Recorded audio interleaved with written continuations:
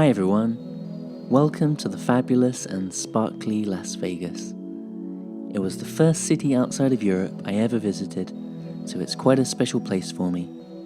I really do love it, and I hope it shows in some of these pictures. As you might have heard, it's a city with quite a reputation. I have no idea how it got it, but we are where we are. All of these pictures are shot with my Fuji X100T. I think next time I could be tempted to take the wide converter lens too. There's a lot to take in, and maybe even a little film camera as well, but I'm happy with these pictures. For a visiting photographer, Las Vegas has such a famous and striking visual identity to contend with. It's hard not to show people what they've seen before. While you're there, the competition for your attention at every moment might be overwhelming to some. Personally, I find it quite relaxing. Yes, Vegas is a calm place. It's a nice place to be still.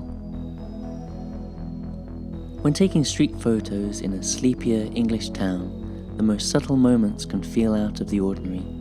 A man walks across the road carrying a door. A dog yawns.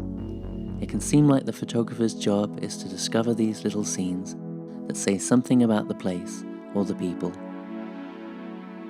In Las Vegas, these moments are hidden in plain sight.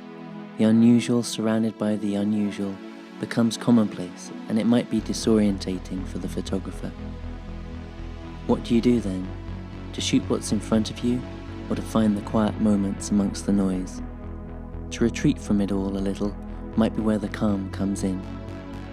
That might well be what I did here. Looking back at these photographs, I've noticed how few faces I've captured. There are others I've taken, but these are my favourite.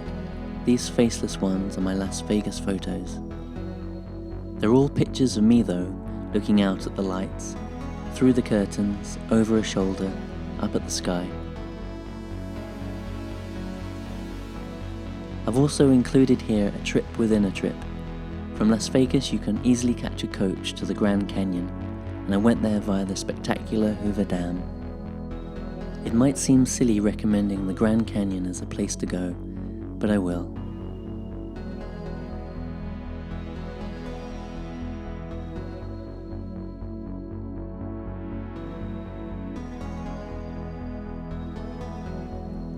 Back to the lights.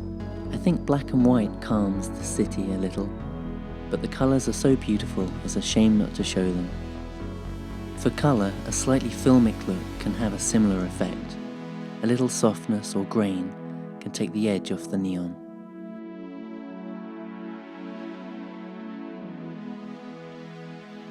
I hope you enjoy the pictures. Thanks again for watching. High five.